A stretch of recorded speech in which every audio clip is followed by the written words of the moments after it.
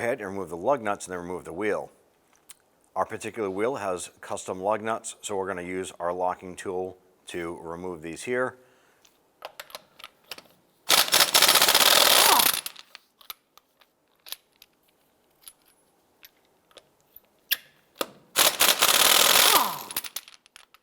Once the lug nuts are removed, go ahead and grab the wheel, set it aside.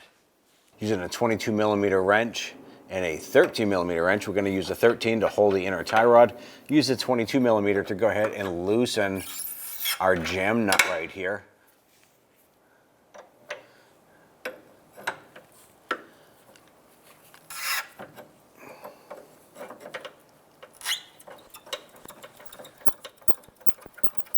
Using an 18mm socket, we're going to go ahead and loosen and remove the outer tie rod and nut.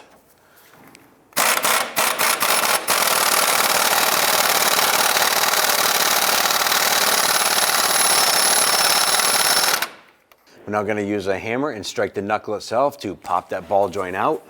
Make sure you're wearing safety glasses when doing this job.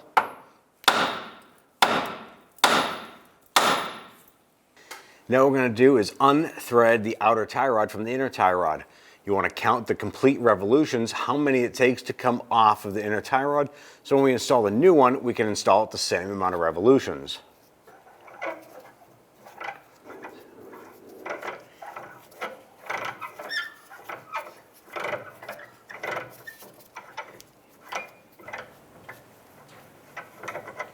"19 turns.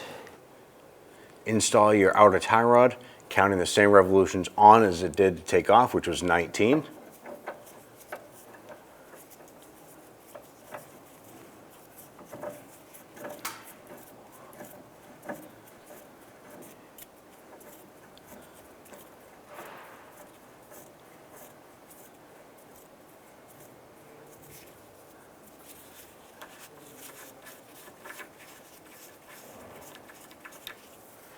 And go ahead and rotate our knuckle around.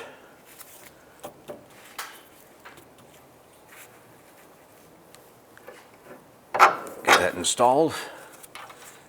Put our jam nut on the top, or our lock nut.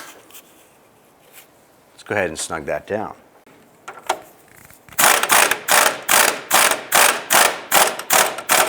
Let's get and torque this down to 39 foot-pounds.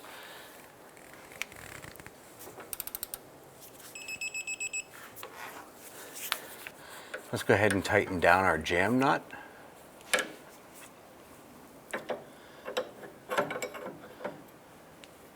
When we tighten this down, the tie rod is going to want to rotate. So what we're going to do is we're going to tighten this jam nut down, snug that. Once that's tight, I'm just going to use a pair of pliers, grab that, and just adjust the ball joint so it is level. Once this is completed, you now want to go ahead and bring it down to a local shop and have an alignment performed. So now go ahead and get our wheel installed.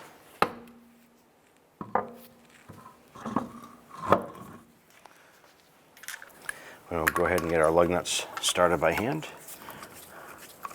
Once we get all these installed, we'll go ahead and snug them down.